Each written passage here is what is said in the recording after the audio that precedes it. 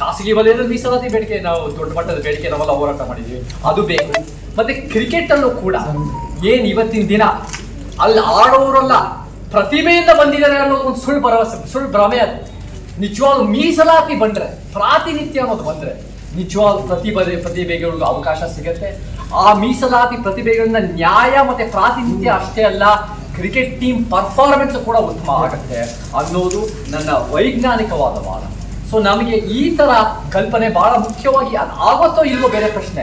ನಾವು ಮೊದಲು ನಮ್ಮ ಆ ಪರಿಕಲ್ಪನೆಯನ್ನು ಬೆಳೆಸ್ಕೋಬೇಕು, ಅದನ್ನ ನಾವು ಚರ್ಚೆ ಮಾಡಬೇಕು. ಸೋಷಿಯಲ್ ಮೀಡಿಯಾ ಇವಾಗ ನಮ್ಗೆ ಬಹಳ ದೊಡ್ಡ ಅಸ್ತ್ರ. ಮುಂಚೆ ಕಾಲದಲ್ಲಿ ನೀವು ಯಾವುದೋ ಒಂದು ಸೆಲೆಬ್ರಿಟಿನೋ, ಒಂದು ಶ್ರೀಮಂತ ಫ್ಯಾಮಿಲಿಯಿಂದ ಬಂದು ಯಾವುದೋ ಒಂದು ವ್ಯಕ್ತಿ ನೀವು ಯಾರು ಮಾತಾಡಕ್ಕೆ ಅನ್ನೋದಾಗ್ತಾ ಇತ್ತು. ಇವತ್ತು ನಿಮ್ಮ ಉತ್ತಮವಾದ ವಿಚಾರ ಇದ್ರೆ ಒಂದು ಟ್ವೀಟ್, ಒಂದು ಪೋಸ್ಟ್ ಹಾಕಿದ್ರೆ ಅದು ಪ್ರಪಂಚದಾದ್ಯಂತ ನೀವು ಯಾವುದೇ ಜಾತಿ ಲಿಂಗ ವರ್ಗ ಆಗಿದ್ರು ಅದು ಸ್ಪ್ರೆಡ್ ಆಗೋ ಸಾಧ್ಯತೆಗಳಿದೆ. ಅದು ಬಹಳ ಮುಖ್ಯ. ಐಡಿಯಾಸ್ ಇಂದ ನಮ್ಮ ಪರಿವರ್ತನೆ ಆಗಬೇಕು, ಹೋರಾಟದಿಂದ ಪರಿವರ್ತನೆ ಆಗಬೇಕು, ಸೇವೆಯಿಂದ ಪರಿವರ್ತನೆ ಆಗಬೇಕು. ಸೊ ಇವತ್ತಿನ ದಿನ ಯಾವ್ದಾದ್ರು ನಾನು ಜಾಸ್ತಿ ಹೊತ್ತು ಮಾತಾಡಲ್ಲ, ನನಗೆ ಬೆಂಗಳೂರಿನ 3 ಕಾರ್ಯಕ್ರಮಗಳಿದೆ, ನಮ್ಮ ಜೊತೆ ನಾನು ಚಿಟ್ಚಾಟ್ ಮಾಡೋಕ್ಕೆ ಇಷ್ಟ. ಇವತ್ತು ನಮಗೆ ಒಂದು ದೇಶ ಅನ್ನೋ ಒಂದು ಚರ್ಚೆ, ದೇಶದ ಕಲ್ಪನೆ, ದೇಶಭಕ್ತ, ದೇಶಪ್ರೇಮಿ. ದೇಶ ಅನ್ನೋದು ಏನು? ದೇಶ ಅನ್ನೋದು